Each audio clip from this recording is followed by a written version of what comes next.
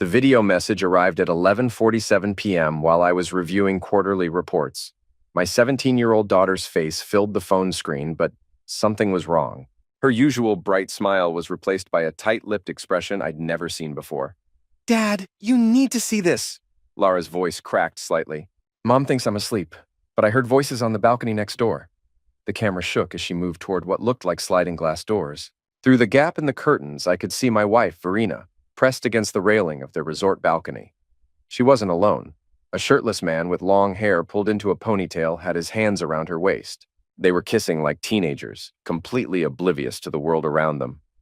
My wife of 19 years, the woman who'd kissed me goodbye at the airport just 3 days earlier, was grinding against a stranger while our daughter watched in horror. "Dad, that's the fifth guy."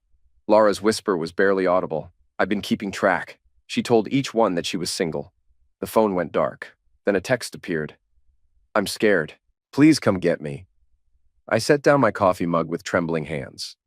24 hours ago, I'd been Noel Farron, devoted husband and father, regional supervisor at Mitchell Logistics, living what I thought was a perfect suburban life in Denver. Now I was staring at evidence that my entire marriage was a lie. The next message from Lara contained an address: Paradise Cove Resort, Cabo San Lucas, Mexico. I was already reaching for my laptop to book the first flight out. The plane touched down in Los Cabos at 2:15 p.m. the following day. I'd spent the entire 6-hour flight staring out the window, my mind cycling through every possible explanation for what I'd seen. Maybe it was a misunderstanding. Maybe Verena had been drunk and made a mistake. Maybe... My phone buzzed with another video from Lara. This one showed Verena at the resort's pool bar surrounded by 3 different men from the night before. She was wearing a tiny red bikini I'd never seen, laughing as one of them fed her a strawberry from his drink. Her wedding ring was nowhere to be seen. "She told the bartender she was celebrating her divorce," Lara's voice narrated from behind the camera. I heard her say she was finally free from her boring husband, who never understood her wild side. I watched my wife of 19 years accept a shot of tequila from a man young enough to be her son, then kiss him full on the mouth as the other resort. Guests cheered. Someone in the background was filming with their phone. The video ended, but not before I caught sight of something that made my blood run cold. In the corner of the frame, I could see Lara sitting alone at a small table, tears streaming down her face as she watched her mother's performance. I closed my eyes and made a decision that would change everything. The Paradise Cove Resort was exactly what I'd expected. Overpriced paradise for middle-aged Americans looking to recapture their youth. I checked in under the name David Thompson, using a credit card I'd opened years ago for business emergencies. The desk clerk, a young woman with practiced hospitality, handed me a key card and directions to the pool area. "Are you here for the singles mixer tonight, Mr. Thompson?" she asked with a bright smile. "Singles mixer?" "Oh yes, it's very popular with our guests. Lots of divorced folks looking to mingle. Your wife might enjoy it." "I'm not married," I lied smoothly. "Just needed a getaway." She winked. "Well then, you'll fit right in. Pool deck at 8. I took the elevator to the 7th floor, found my room, and immediately began preparing. From my luggage, I pulled out a small digital camera I'd purchased at the Denver airport. Nothing fancy, but it would record in high definition. I also had a cheap tablet and a portable Wi-Fi hotspot. If Verena wanted to play games, I'd document every move. My first stop was the hotel's business center, where I printed out copies of our joint bank statements, credit card bills, and mortgage documents. Then I called my brother Wesley, who worked as a private investigator in Phoenix. "Noel, what's wrong? You sound like someone died." "Someone did," I said quietly. "My marriage. I need your help, Wes." I explained the situation in clinical detail, keeping my emotions locked down tight. Wesley listened without interrupting, occasionally making small notes. "Jesus, Noel, I'm sorry, man. What do you need from me?" "Background checks on anyone she's with down here. Photos, names, social media profiles, everything. Can you get here by tomorrow?" "Already booking my flight. And Noel, don't do anything stupid until I arrive." "Too late for that," I said, watching through my hotel window as Verena led 2 different men toward the resort spa. "I'm already here." I spent the rest of the afternoon conducting surveillance like a professional. The Paradise Cove was designed for maximum social interaction. Multiple bars, a large pool area, hot tubs positioned for intimate conversations, and a private cabanas that rented by the hour. Verena was holding court at the swim-up bar, surrounded by her rotating cast of admirers. I positioned myself behind a palm tree with a clear view, the camera ready. The man I'd seen on the balcony, the one with the ponytail, turned out to be Jonas Lockhart, according to his name tag. He was one of the resort's yoga instructors, probably in his early 40s, with the kind of smooth confidence that attracted lonely tourists. I watched him whisper something in Verina's ear that made her throw back her head and laugh. She looked happy. Genuinely, radiantly happy in a way I hadn't seen in years. That realization hit me harder than watching her kiss strangers. Over the next few hours, I documented everything. Verina disappearing into a cabana with a heavyset man in expensive swim trunks. Jonas bringing her drinks while she flirted with a group of college-age guys. The moment she slipped her hotel key card into the back pocket of a muscular guy with military tattoos. By sunset, I had enough evidence to destroy her in any divorce court in America. But I was just getting started. My phone rang at 7:30 p.m. Laura's name appeared on the screen. Dad, are you here? I'm here, sweetheart. Are you safe? I'm in our room. Mom thinks I'm getting ready for dinner, but I saw you by the pool. What are you going to do? The trust in her voice nearly broke me. Here was my 17-year-old daughter, forced to watch her mother's betrayal, looking to me for guidance and protection. I'm going to end this, I said simply, tonight. But I need you to stay in your room no matter what happens, okay? Lock the door and don't come out until I text you. Dad, I'm scared. Don't be. Your mom made her choices. Now she gets to live with the consequences. I ended the call and checked my equipment one final time. The camera had a full battery and plenty of memory. The tablet was connected to both the hotel Wi-Fi and my mobile hotspot. Everything was ready. At exactly 8 p.m., I walked onto the pool deck where the singles mixer was in full swing. A DJ was playing generic resort music while dozens of guests mingled around the bar and dance area. Colored lights reflected off the water, creating the perfect romantic atmosphere for wealthy Americans to make bad decisions. I found Verina immediately. She was dancing with Jonas near the hot tub, her body pressed against his while her other admirers watched from nearby tables. She'd changed into a short black dress that I'd never seen before, something designed to be removed quickly. I started recording and walked directly toward them. Verina. My wife spun around, her face cycling through confusion, recognition, and pure terror in the span of 3 seconds. Noel? What? How did you? Surprise, honey. I held up the camera, making sure the red recording light was visible. Having fun on your girls' trip? The music seemed to fade as nearby guests turned to watch our confrontation. Jonas stepped protectively in front of Verina, his yoga instructor confidence suddenly looking forced. Hey man, I think there's been a misunderstanding, he said with a practiced smile. This lady said she was divorced. Did she now? I kept the camera focused on Verina's face. That's interesting, because we're still very much married. 19 years next month, actually. Verina's mouth opened and closed like a fish. The confident, radiant woman from the afternoon had been replaced by someone who looked like she might vomit. Noel, let me explain. Explain what? How you've been screwing half the resort while our daughter watches. How you told everyone you were divorced. How you took off your wedding ring and pretended I didn't exist. The crowd around us had grown larger. Someone else was filming with their phone, and I could see the distinctive red recording dot of a live stream in progress. Please, Verina whispered. Not here. Not like this. You chose here, I said, my voice carrying across the suddenly quiet pool area. You chose to humiliate our family in public, so let's discuss it in public. Jonas made the mistake of putting his hand on my shoulder. Look, buddy, maybe you should... I turned the camera toward him. Jonas Lockhart, right? Yoga instructor? Originally from Portland, Oregon. Currently working at Paradise Cove on a tourist visa that expires next month. His face went pale. How did you... I'm very thorough. I focused back on Verina. Just like I was thorough when I froze all our joint accounts this morning. And when I filed for divorce. And when I changed the locks on our house. Verina staggered backward like I'd slapped her. You can't do that. Already done. Check your bank cards. She fumbled for her purse, pulled out her wallet, and tried to use her credit card on her phone. The transaction was declined. She tried again with a different card. Declined.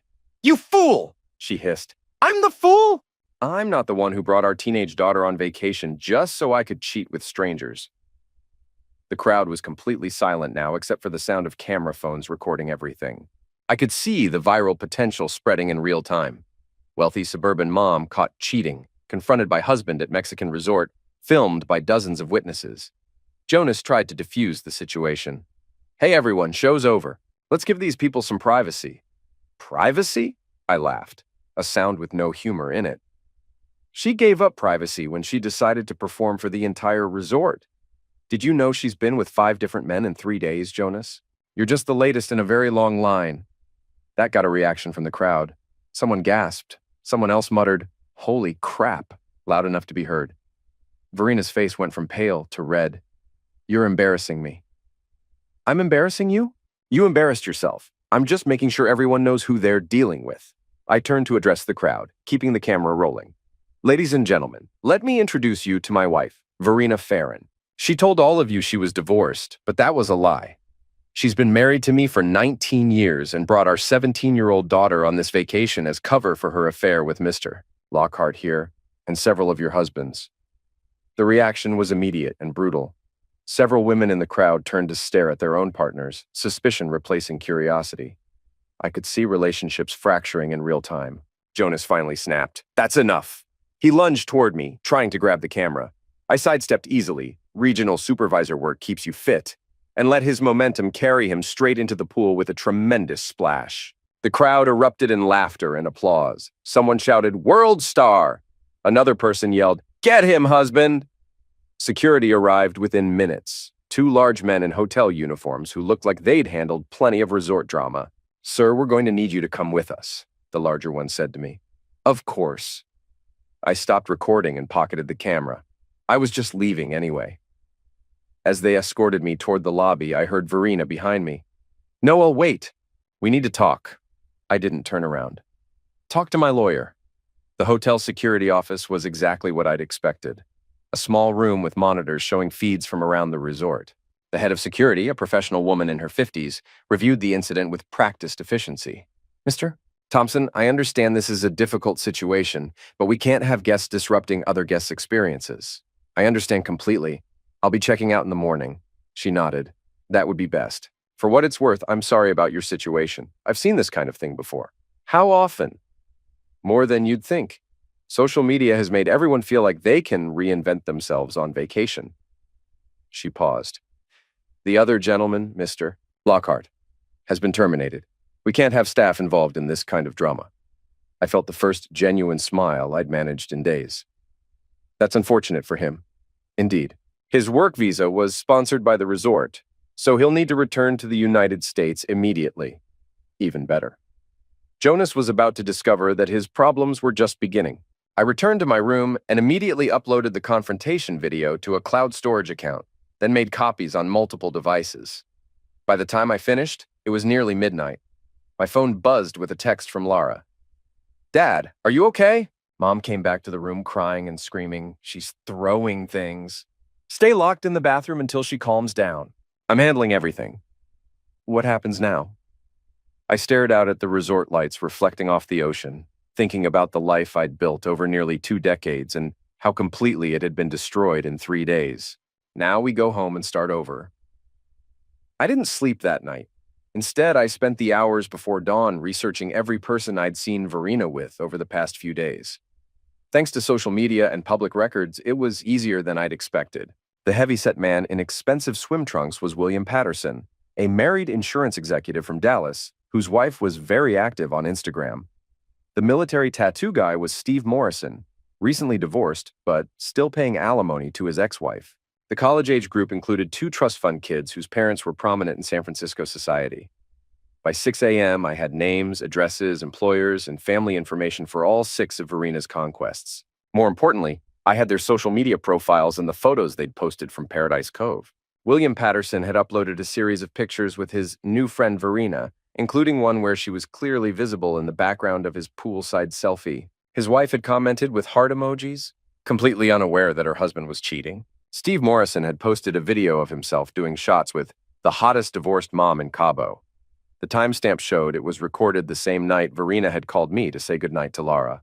The trust fund kids had been more careless, uploading multiple photos and videos that clearly showed Verina in various stages of undress and intoxication. I began downloading everything before they realized their mistake and started deleting evidence. My phone rang at 7:30 a.m. Wesley's name on the screen. "I'm at the Los Cabos airport. Where do you want to meet?" Hotel lobby in an hour. And Wes, bring your laptop. We have work to do.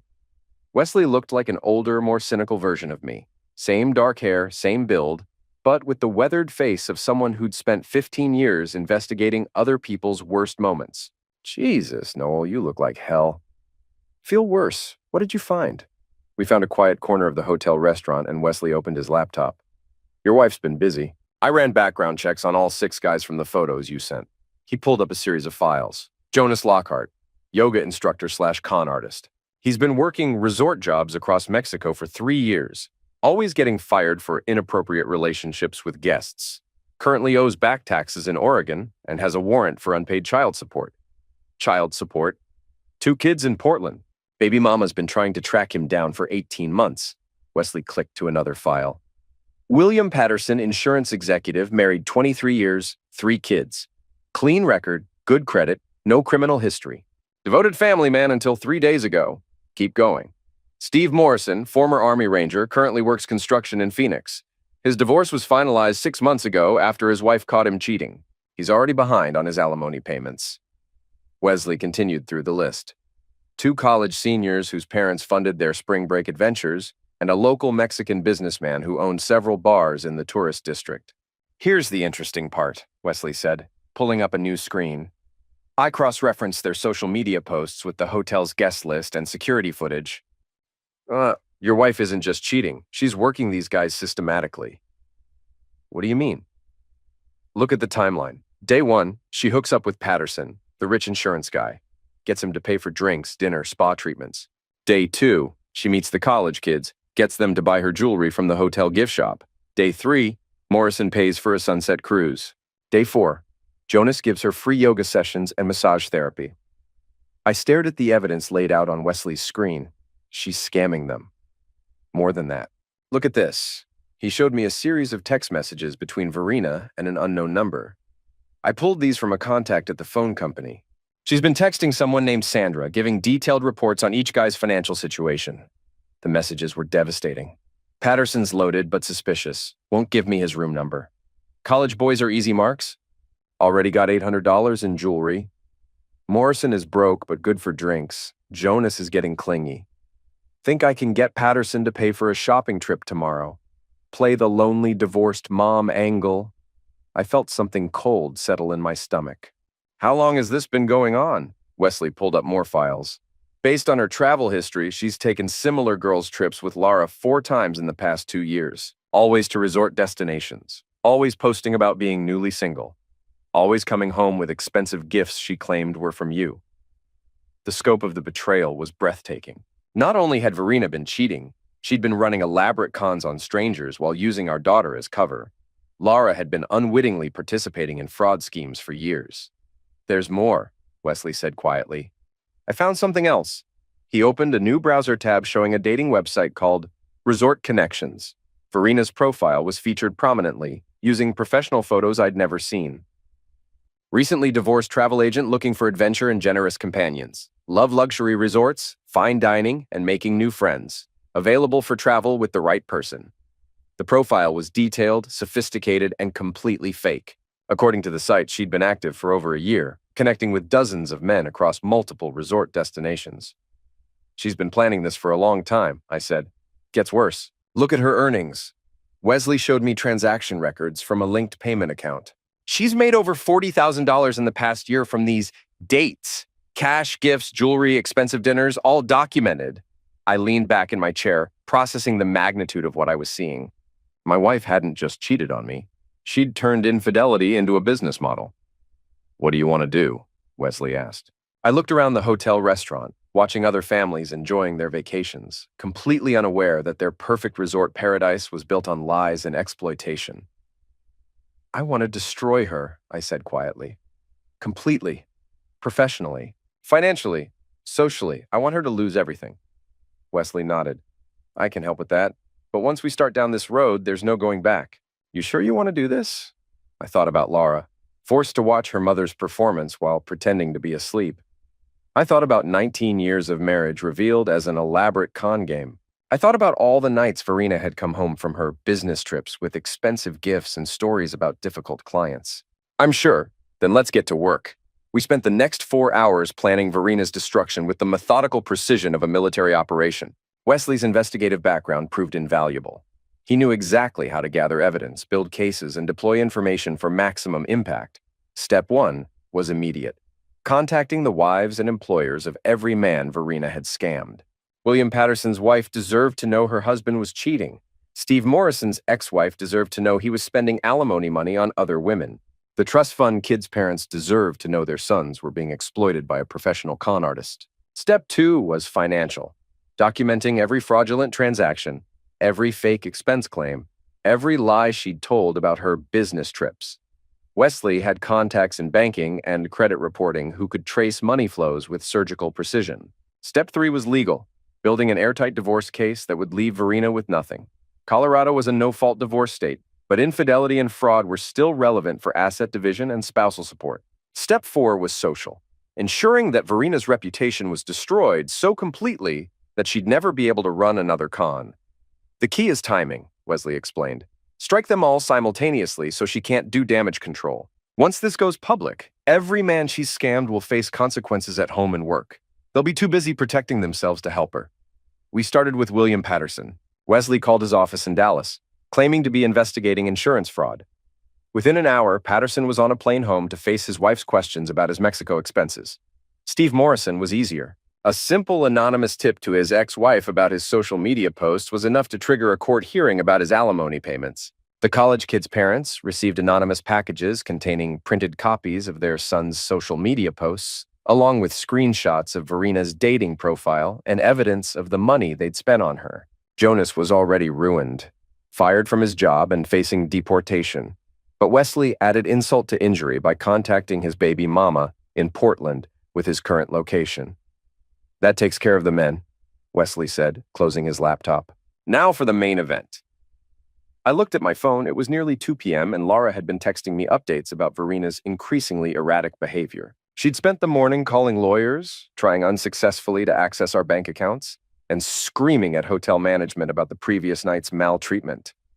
"She's going to try to fly home today," I said. "Should we let her?" Wesley smiled grimly. "Oh, we're definitely letting her fly home. She's going to walk into the perfect trap." Verina's first surprise came at the airport. Her credit cards were declined when she tried to change her and Laura's flight to an earlier departure. The airline agent, a patient woman who'd clearly dealt with frustrated travelers before, suggested she contact her bank. Verina spent 20 minutes on the phone with customer service, her voice rising with each transfer and hold period. Finally, she was told that a fraud alert had been placed on all accounts pending an investigation. "What investigation?" she shouted into the phone, drawing stares from other passengers. I watched from across the terminal, recording everything with a small camera. Laura sat beside her mother, looking embarrassed and anxious. The bank representative's explanation was brief. Someone had reported suspicious charges on the account, including large cash withdrawals and unusual spending patterns at international locations. All cards would remain frozen until the primary account holder, me, provided authorization. Verina ended the call and immediately tried calling me. I let it go to voicemail. She tried again. Voicemail. On the third attempt, I answered. "No, well, thank God. There's been some kind of mistake with our accounts." "No mistake," I said calmly. "I put a fraud hold on everything yesterday morning. You've been using our joint funds to finance your affairs." "That's ridiculous. You've never what? Taken $40,000 from our savings to pay for dates with strangers? Never claimed business expenses for personal trips? Never lied about where you were and who you were with?" Silence on the other end. "The accounts will stay frozen until our divorce is finalized. If you need money for the flight home, I suggest you call one of your new friends." I ended the call and watched as Verina stared at her phone in disbelief. She tried calling back, but I'd already blocked her number. Her next move was predictable. She approached Jonas, who was sitting nearby, waiting for his own flight back to the United States. Their conversation was brief and clearly heated. Jonas shook his head repeatedly, gesturing at his own phone and wallet. Finally, Verina returned to Laura, her face red with embarrassment and rage. They spoke quietly for several minutes before Laura pulled out her own credit card, a student account I'd set up for emergencies. My daughter was paying for her mother's plane ticket home. I felt a surge of protective anger unlike anything I'd ever experienced. Verina had already stolen her husband, her marriage, and her dignity. Now she was taking money from her own child. I made a mental note to add that to the list of things she'd pay for. The flight back to Denver was torture. I deliberately booked a seat several rows behind Verena and Lara, close enough to monitor the situation, but far enough to avoid another confrontation. Verena spent the entire flight alternating between frantic phone calls and furious text messages. I could see her trying to reach William Patterson, Steve Morrison, and the other men from the resort. Based on her increasingly desperate expressions, none of them were responding. Lara sat beside her mother in silence, occasionally glancing back toward me with an expression I couldn't quite read. She looked older somehow, like the events of the past few days had aged her beyond her 17 years. Halfway through the flight, Verena turned around and tried to approach my seat. A flight attendant intercepted her before she could get close. "Ma'am, I need you to return to your seat. I need to speak to my husband." "Sir?" The flight attendant looked at me. "Do you want to speak with this passenger?" "No, thank you." Verena's face went white with rage, but she returned to her seat without further argument. She spent the rest of the flight staring out the window, occasionally wiping tears from her eyes. I felt nothing watching her cry. The man who would have comforted his wife's distress had died in a hotel room in Mexico. The person sitting in his seat was someone harder, colder, and infinitely more focused. We landed in Denver at 8:30 p.m. I waited until Verena and Lara had left the plane before collecting my bags and heading home. I wanted to give Verena time to discover what was waiting for her. Wesley had been busy during our flight. The house locks had been changed, a security system had been installed, and all of Verena's personal belongings had been packed and placed in the garage. A notice of divorce proceedings had been taped to the front door, along with a restraining order that prohibited her from entering the property. I parked in the driveway and walked to the front door, where I could see the glow of phone screens from inside. Verena and Lara were sitting on the front porch, surrounded by luggage. "Noelle, please," Verena said as I approached. "We need to talk about this rationally. There's nothing to discuss. The divorce papers explain everything. You can't just lock me out of my own house. It's not your house, it's my house. Check the deed. It's in my name only, purchased before our marriage with money from my inheritance." That was only partially true. While the house was technically in my name, Verena could have claimed partial ownership under Colorado's marital property laws. But she didn't know that, and I wasn't about to educate her. "What about Lara?" "You can't keep me from my daughter. Lara's 18 in 6 months. She can make her own decisions about where she wants to live." I turned to my daughter, who'd been silent throughout this exchange. "Sweetheart, do you want to stay with your mother or come inside?" Lara looked between us for a long moment, then picked up her bag and walked toward the front door. "I'm sorry, Mom," she said quietly, "but I saw what you did." "I can't pretend it didn't happen."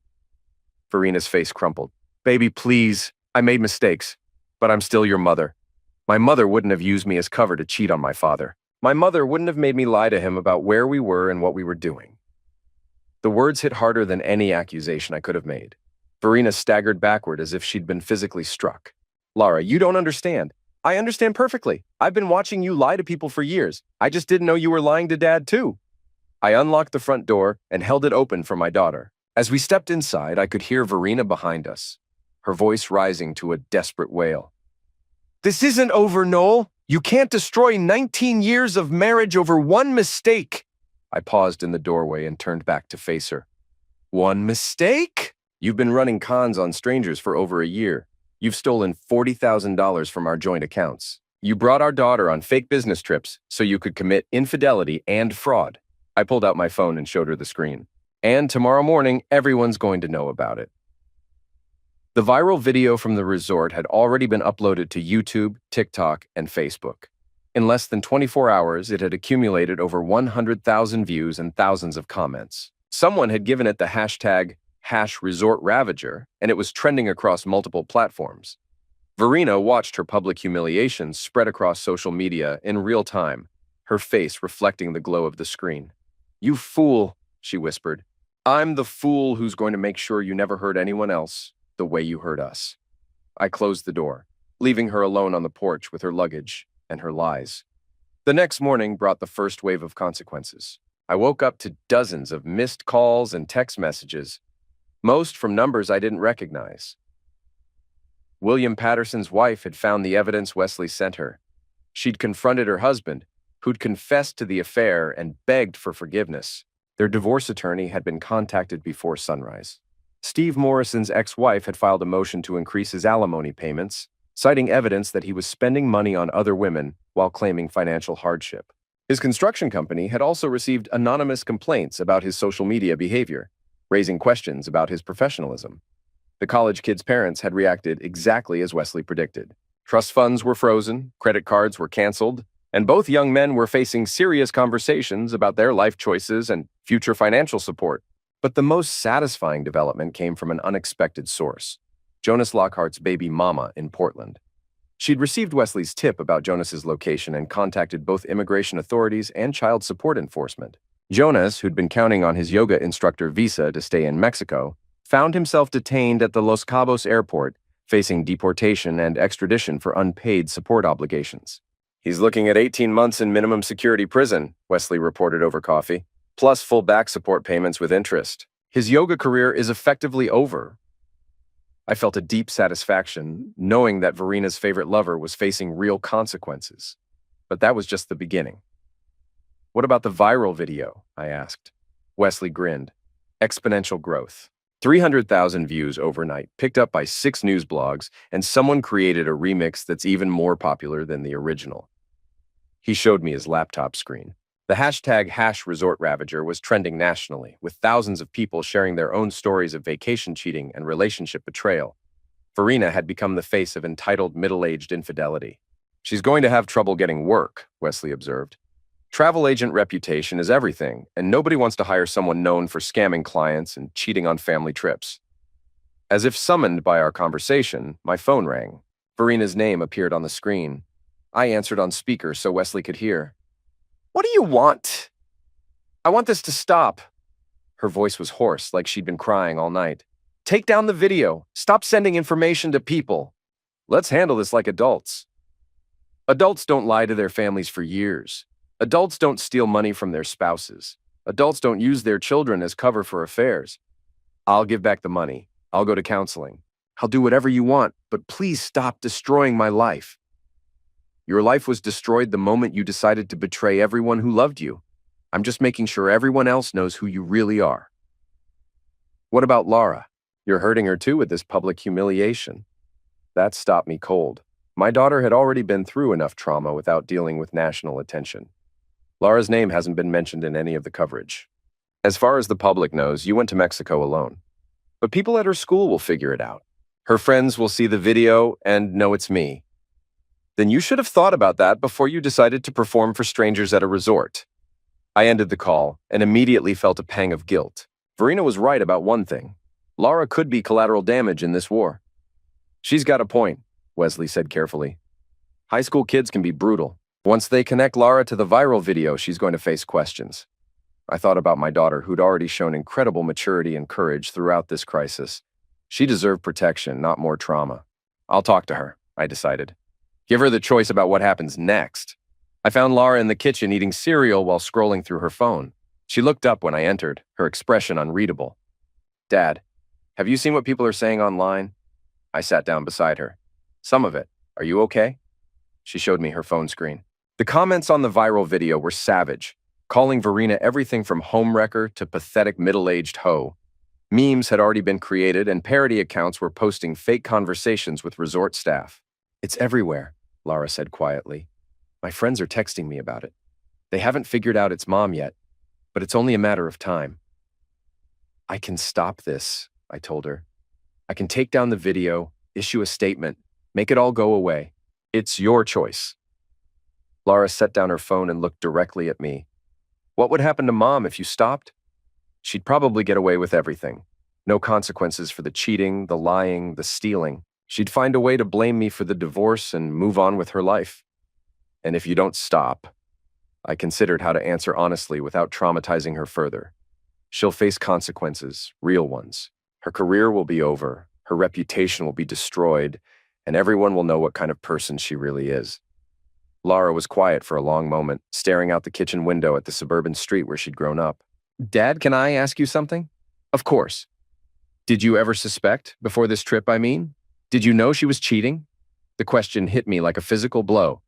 I'd been so focused on revenge that I hadn't really examined my own blindness to Verina's betrayal. "No," I admitted. I trusted her completely. I believed every business trip, every explanation, every lie. I was an idiot. You weren't an idiot. You loved her. Laura reached over and squeezed my hand. But Dad, I've been thinking about all those trips. The expensive clothes she'd bring home. The way she'd act different for weeks afterward. The stories that never quite made sense. What are you saying? I'm saying I suspected something was wrong, but I didn't want to believe it. And if I had figured it out and told you, would you have believed me? I thought about the answer honestly. A year ago, if my teenage daughter had accused her mother of cheating, would I have taken it seriously, or would I have dismissed it as typical parent-child conflict? I don't know, I said finally. I hope so, but I honestly don't know. Laura nodded like that was the answer she'd expected. Then don't stop. She made her choices, and now she needs to face the consequences. If you stop now, she'll just find new ways to hurt people. The maturity in her voice was startling. In the span of a week, my teenage daughter had transformed into someone wiser and harder than many adults I knew. Are you sure? Once this goes any further, there's no taking it back. I'm sure. Just, can you make sure people know I wasn't part of it? I don't want anyone thinking I helped her or knew what she was doing. I'll handle that, I promised. Wesley, who'd been listening from the doorway, stepped into the kitchen. Actually, I have an idea about that. What if Laura tells her own story? We both looked at him. Think about it, Wesley continued. Right now, she's a sufferer in this situation. Her mother used her as cover for affairs, lied to her, and put her in an impossible position. If she speaks up, she controls her own narrative instead of letting other people define her role. Absolutely not, I said immediately. I'm not putting my daughter in front of cameras. Not cameras, Wesley clarified. Social media. A simple video statement explaining her side of the story showed that she's the innocent sufferer of her mother's choices, not a participant. Laura was already nodding. That could work. If I explain what really happened from my perspective, people will understand that I was being manipulated too. I didn't like it, but I could see the logic. Better for Laura to control her own story than let strangers on the internet create one for her. What would you say? I asked. Laura thought for a moment. The truth. That I thought we were going on a mother-daughter vacation. That I was shocked and horrified when I saw what she was really doing. That I contacted you because I didn't know what else to do. And that you're proud of your father for standing up to a liar and a cheater, Wesley added. Really drive home that this is about justice, not revenge.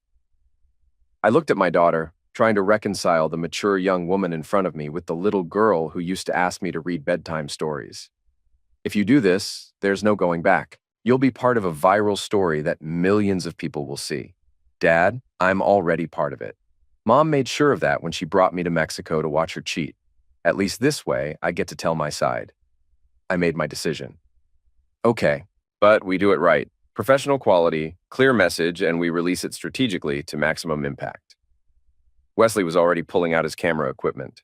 I can have something edited and uploaded within an hour. As we prepared for what would become the most watched video in the entire Resort Ravager saga, my phone buzzed with another call from Verena. This time, I didn't answer. Laura's video was a masterpiece of emotional manipulation disguised as heartfelt honesty. Wesley filmed her in our living room, natural lighting from the windows creating a soft, sympathetic atmosphere. She wore a simple sweater and minimal makeup, looking every inch the innocent teenager betrayed by her mother's selfishness. Hi, I'm Laura Farron, she began, her voice steady but emotional. You might have seen a viral video of my mother, Verena Farron, being confronted by my father at a resort in Mexico. I want to tell you what really happened from my perspective.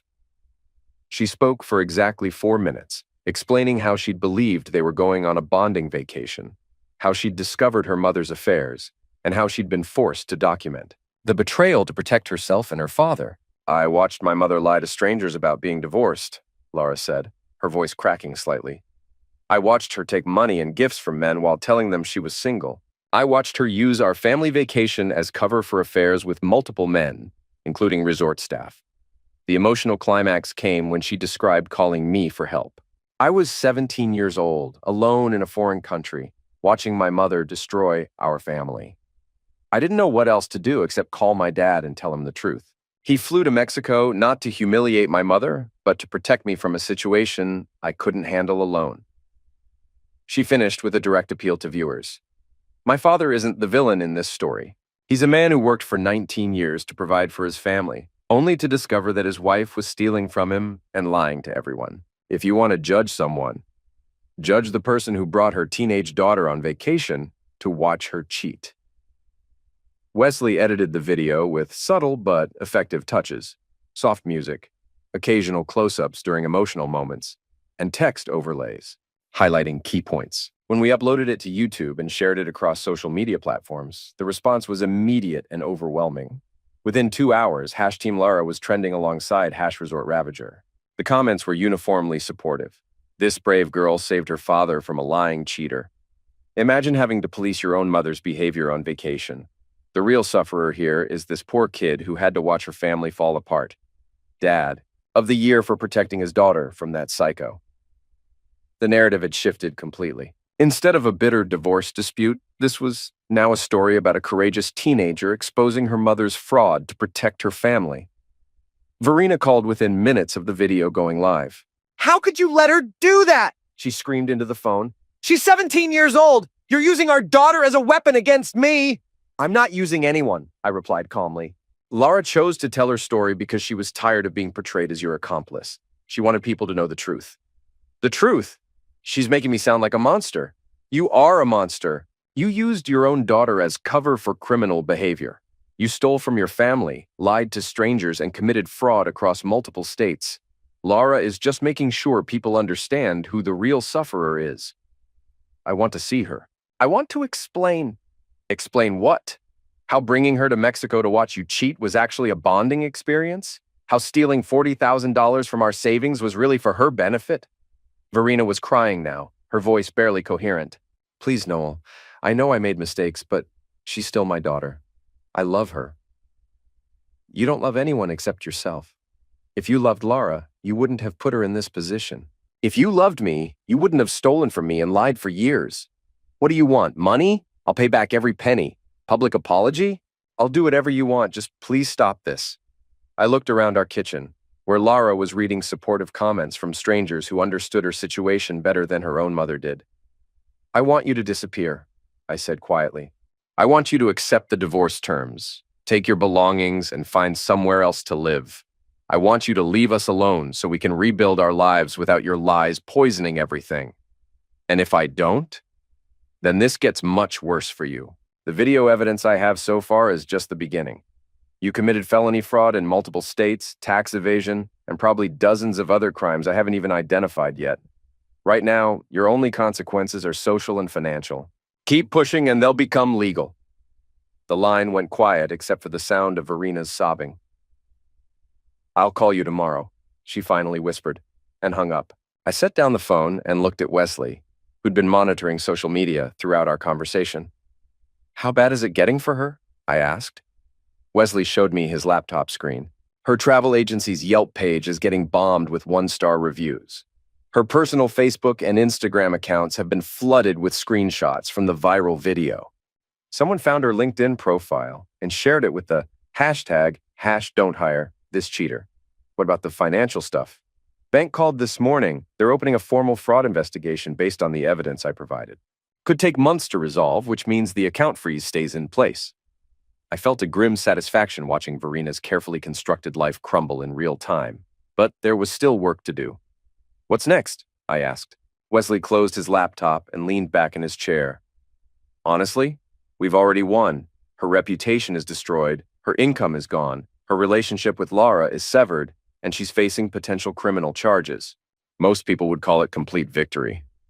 But you asked me to destroy her completely. Right now, she could still disappear somewhere, change her name, start over in a new city. If you want to guarantee she never hurts anyone else, we need to make sure her consequences are permanent. I thought about all the men Verena had scammed, all the families she'd damaged, all the lies she'd told over the years. How many other William Pattersons were out there dealing with the fallout of her manipulation?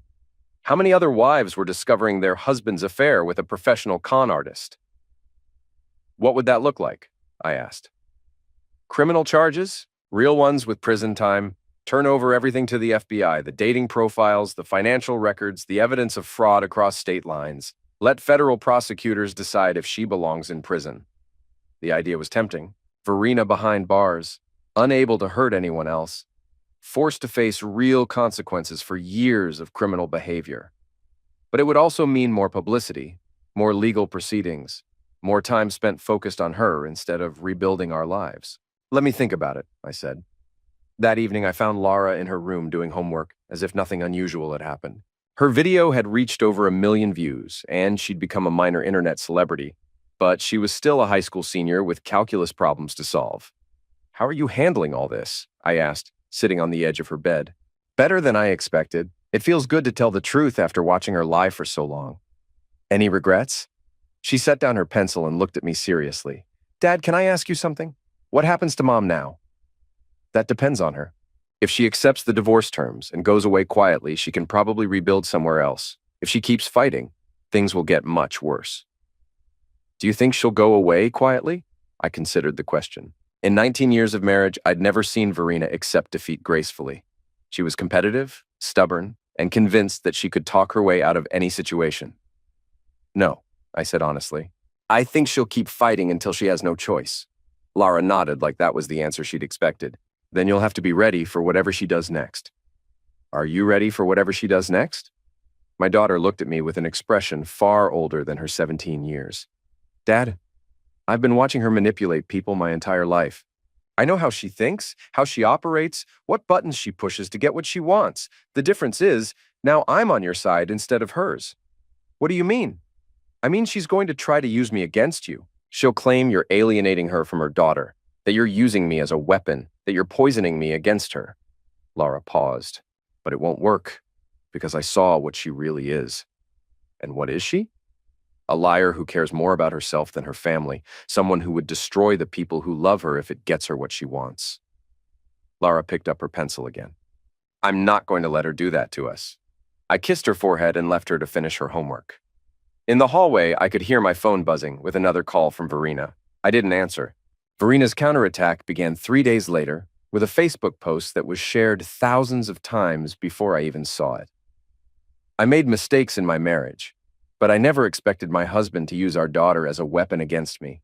What you've seen online is a carefully orchestrated campaign to destroy me financially and emotionally. I'm not the monster they're portraying. I'm a woman who made bad choices and is now being punished by a vindictive ex-husband who's turned my own child against me."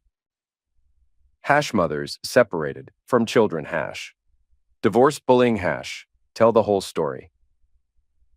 The post included carefully cropped photos of her and Lara from previous vacations, along with screenshots of loving text messages between them from before the Mexico trip.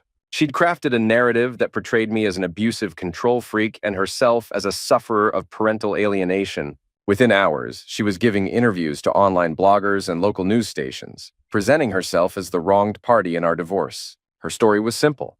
Yes, she'd had an affair, but that didn't justify the public humiliation campaign her husband had launched against her. "I made a mistake," she told a sympathetic female blogger. "I was going through a midlife crisis, feeling unappreciated in my marriage, and I made the worst decision of my life. But does that mean I deserve to have my private business shared with millions of strangers? Does that mean I should lose access to my daughter?" The interview was professionally done, with soft lighting and emotional music.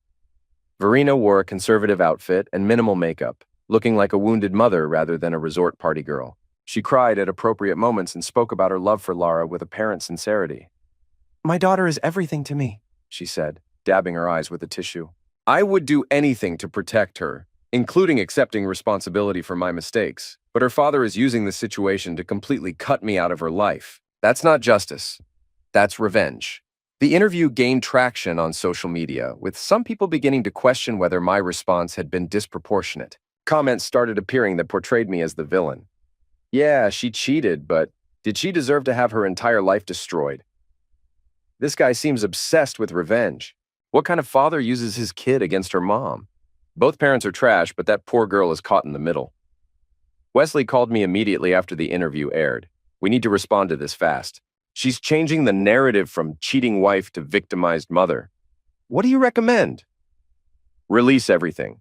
All the evidence, all the financial records, all the dating profiles. Show people who she really is instead of letting her control the story." I hesitated. Escalation meant more attention, more drama, more time spent on Verena instead of healing. "There's something else," Wesley continued. I got a call from a reporter at Channel 7. Apparently, 3 other women have come forward claiming Verena scammed their husbands at resort destinations over the past 2 years. They want to do a full investigative piece. That changed everything. This wasn't just about our family anymore. Verena had been running systematic cons on multiple sufferers. Set up the interview, I said. The Channel 7 investigation aired on a Thursday evening and was devastating in its thoroughness. The reporter, an experienced journalist named Patricia Holmes, had spent weeks verifying our evidence and tracking down additional sufferers. The segment opened with the original viral video, then expanded to show the scope of Verena's operation. 3 other families had been affected by her scams: a marriage in Phoenix destroyed after she targeted the husband at a Scottsdale resort, a couple in Austin facing bankruptcy after the wife discovered her husband's business trip expenses, and a retiree in Florida who'd spent his life savings on a woman he met during a cruise. Each family told their story on camera, showing photographs, financial records, and social media evidence. The pattern was identical in every case. Verena would create a fake dating profile, target wealthy men at resort destinations, pose as a recently divorced travel agent looking for companionship, and systematically extract money and gifts before disappearing. This wasn't cheating, Patricia Holmes explained to the camera. This was organized fraud conducted across multiple states over several years. According to financial records obtained by Channel 7, Verena Farron collected over $90,000 from various sufferers between 2023 and early 2025. The segment included interviews with law enforcement officials discussing the potential charges Verena could face: wire fraud, interstate commerce violations, tax evasion, and conspiracy to commit financial crimes. When someone runs systematic scams across state lines, it becomes a federal matter, explained FBI agent Sarah Chen. We're reviewing all evidence provided by the sufferers and considering appropriate charges. The most damaging part came at the end, when Patricia Holmes revealed additional evidence that Wesley had uncovered. Verena had been planning to leave me and take half our assets regardless of her affairs. Text messages between Verena and someone identified only as Sandra showed a months-long discussion about divorce strategy, asset hiding, and custody manipulation. The messages revealed that her Mexico trip was intended to be a final payday before filing for divorce and claiming spousal support. Once I get back from Mexico, I'll file the papers and claim emotional misuse, one message read. Noel's too nice to fight dirty, so I'll get the house and alimony.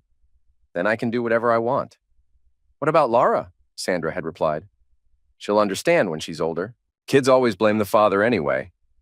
The revelation that Verena had been planning to destroy our family, regardless of her affairs, hit me like a physical blow. Even if I'd never discovered her cheating, she would have stolen half our assets and poisoned our daughter against me. The segment ended with Patricia Holmes asking viewers to contact authorities if they'd been victimized by similar scams, and provided a tip line for additional information. Within an hour of the broadcast, that tip line was flooded with calls. Verena's response to the Channel 7 investigation was swift and predictable. She hired a crisis management firm and a high-powered attorney, then held a press conference denying all allegations of systematic fraud. These are cherry-picked text messages taken out of context, her lawyer claimed. My client admits to infidelity, which she deeply regrets. But these fraud allegations are completely fabricated by a vindictive ex-husband.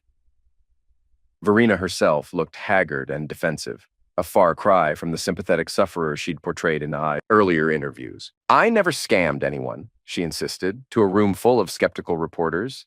I met people on vacation, had relationships, and accepted gifts. That's not fraud, that's dating. What about the fake divorce claims? Patricia Holmes asked. Multiple witnesses say you told them you were divorced. I was separated from my husband emotionally, even if not legally. People interpret things differently. What about the $90,000 collected from various men over 2 years? I never asked for money. If people chose to be generous, that's their decision. The press conference was a disaster. Verena's answers were evasive and unconvincing.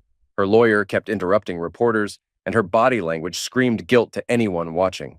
More damaging, 2 additional sufferers called the news station during the live broadcast, providing real-time evidence that contradicted Verena's claims. By the end of the week, the FBI had announced a formal investigation into interstate fraud charges.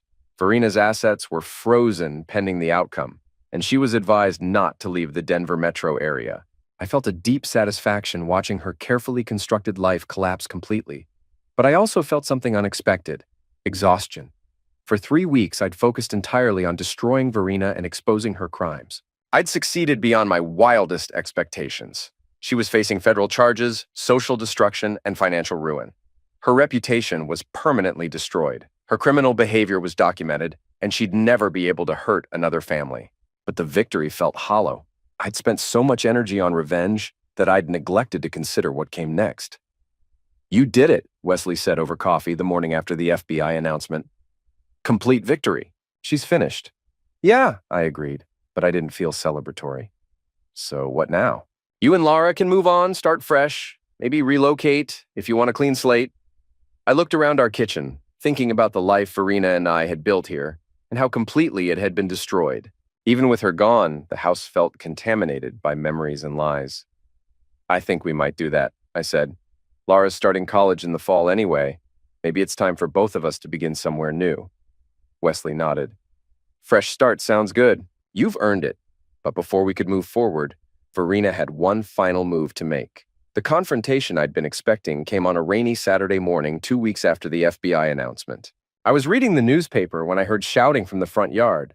Verena was standing in our driveway, screaming at the house while neighbors watched from their windows. She looked terrible. Unwashed hair, wrinkled clothes, the appearance of someone who'd been sleeping in her car. "Noel, I know you're in there. Come out and face me like a man." I looked out the window and saw her holding something in her hand. For a moment, I thought it might be a weapon, but as she raised it above her head, I realized it was a brick. "You want to destroy me? Fine, but I'm taking this house with me." She hurled the brick at our front window, shattering the glass and sending fragments across the living room floor. I called 911 while moving toward the back of the house where Laura was hiding in her bedroom. "Dad, what's happening?" she asked, fear evident in her voice. "Your mother's having a breakdown." "Stay here and lock the door." By the time I returned to the front of the house, Verena had found more rocks and was systematically destroying our windows. Neighbors had come outside to watch the spectacle, and someone was filming with their phone. "This is all your fault," she screamed when she saw me through the broken window. "You turned everyone against me. You destroyed my life. You destroyed your own life the moment you decided to betray your family. I made one mistake. One stupid mistake, and you've ruined everything." "One mistake? You've been running cons for years. You stole from our family, lied to our daughter, and planned to destroy our marriage regardless." She threw another rock, this one aimed at my head. I ducked, and it shattered the window behind me. "I loved you," she sobbed. 19 years, and it meant nothing to you. It meant everything to me. That's why your betrayal hurt so much." Police sirens were getting closer, but Verena didn't seem to care. She was completely lost in her rage and self-pity. "You could have forgiven me." Other husbands forgive their wives. Other wives don't turn cheating into a criminal enterprise. Other wives don't use their children as cover for fraud. I never meant for Laura to get hurt. But you didn't care if she did, as long as you got what you wanted. The police arrived just as Verena picked up another rock. 3 officers approached cautiously, hands near their weapons. "Ma'am, put down the rock and step away from the house," the lead officer commanded. Verena looked around wildly, seeming to realize for the first time that she'd created a public spectacle. Neighbors were recording everything. Police were surrounding her, and she was holding potential weapons while trespassing on property she'd been legally barred from entering. "This is my house, too," she yelled at the officers. "He can't just lock me out." "Ma'am, we have a restraining order that says otherwise. You need to come with us." "I'm not going anywhere." "This is my family." She tried to throw the rock at the police, but one of the officers tackled her before she could complete the motion. The arrest was swift and professional, but Verena fought every step of the way, screaming obscenities and threats while being handcuffed. "This isn't over, Noel," she shouted as they loaded her into the patrol car. "You think you've won, but this isn't over." I watched the police car drive away, taking my wife of 19 years to jail for the first time in her life. Laura appeared beside me, surveying the damage to our front yard and windows. "Is it over now?" she asked quietly. I put my arm around her shoulders and looked at our broken house, thinking about everything we'd lost and everything we'd gained over the past month. "Yeah," I said. "It's over." The final chapter of Verena's story played out over the following 6 months with mechanical precision. She was convicted of multiple federal fraud charges and sentenced to 3 years in prison. Her travel agency declared bankruptcy after clients discovered her criminal history. The house we'd shared was sold to pay legal fees and restitution to her sufferers. Laura and I moved to Portland, where I'd accepted a promotion with Mitchell Logistics. She enrolled at Portland State University for the fall semester, choosing to study business with a focus on ethics and fraud prevention.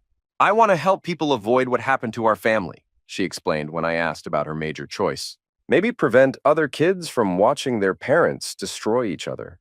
Verena wrote letters from prison, hundreds of them, begging for forgiveness, claiming she'd found religion, promising to change if we'd just give her another chance. I read the first few, then started throwing them away unopened. Laura refused to read any of them. She had 19 years to be a good mother and wife, she said. I'm not giving her more time to manipulate me with fake apologies. The viral videos eventually faded from public attention, replaced by newer scandals and fresher outrage. But the hashtag #ResortRavager still appeared occasionally, usually when someone shared a story about vacation infidelity or middle-age fraud. Wesley kept me updated on the aftermath. William Patterson divorced his wife, but managed to rebuild his marriage after extensive counseling. Steve Morrison lost his construction job, but found work in a different city. The college kids' parents used the experience as an expensive lesson about trust and consequences. Jonas Lockhart served his time for unpaid child support and was deported to Canada, where he worked as a dishwasher in a small-town restaurant. His yoga instructor career was permanently finished. All of Verena's sufferers recovered financially and emotionally. Most of them thanked me for exposing her pattern of behavior before she could hurt more families. I never felt guilty about any of it.